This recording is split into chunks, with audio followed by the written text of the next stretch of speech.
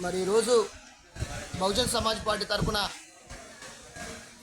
ప్రజాపాలనని చెప్పుకునేటటువంటి Congress party దృష్టికి తీసుకొచ్చినటువంటి అంశం వేములపల్లి మండల పరిధిలో వేములపల్లి గ్రామంలో సర్వీస్ రోడ్డు గురించి ఈరోజు బహుజన్ సమాజ్ పార్టీ తీవ్రంగా ఖండిస్తూ ఉంది. మరి సర్వీస్ రోడ్డు లేని యెడల ఆ యొక్క వేములపల్లి అనేది కాలువ కింది గ్రామం కాబట్టి ఆ కాలువ కింది గ్రామానికి వలస కూలీలు వందలాది మందిగా ఇతర గ్రామాల నుంచి వెళ్ళి వలస కూలీల కోసం వెళ్ళిపోతూ ఉంటారు. మరి ఆ వలస కూలీల కోసమైనా అక్కడున్న గ్రామస్తులకైనా సర్వీస్ అక్కడ ఉన్నటువంటి ప్రాంత వాసులకైనా ఖచ్చితంగా సర్వీస్ రోడ్డు కావాల్సినటువంటి అవసరం ఎంతైనా ఉందని చెప్పేసి తెలియజేసుకుంటా ఉన్నాం.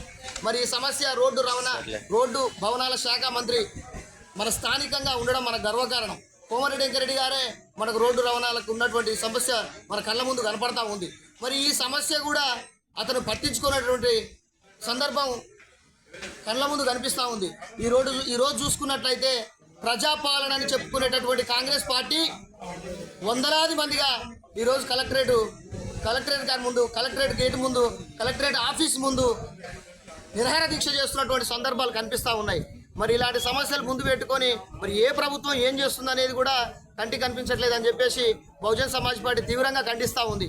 మరి ఈ సమస్యలను ఇదొక్క వేములపల్లి సమస్యే కాదు, జిల్లా వ్యాప్తంగా, ఉమ్మడి జిల్లా వ్యాప్తంగా ఇలాంటి సమస్యలు అప్పుడు సర్వీస్ రోడ్లు, అప్పుడు ఫ్లైఓవర్లు, అప్పుడు రోడ్లు వేసేటటువంటి సందర్భాల్లో అక్రమాలకు, లక్షలాది కోట్ల లంచాలకు కాంట్రాక్టుల నుంచి తీసుకొని ఈరోజు ప్రజలను బాధ పెడుతున్నటువంటి సందర్భాలు కనిపిస్తూ ఉన్నాయి.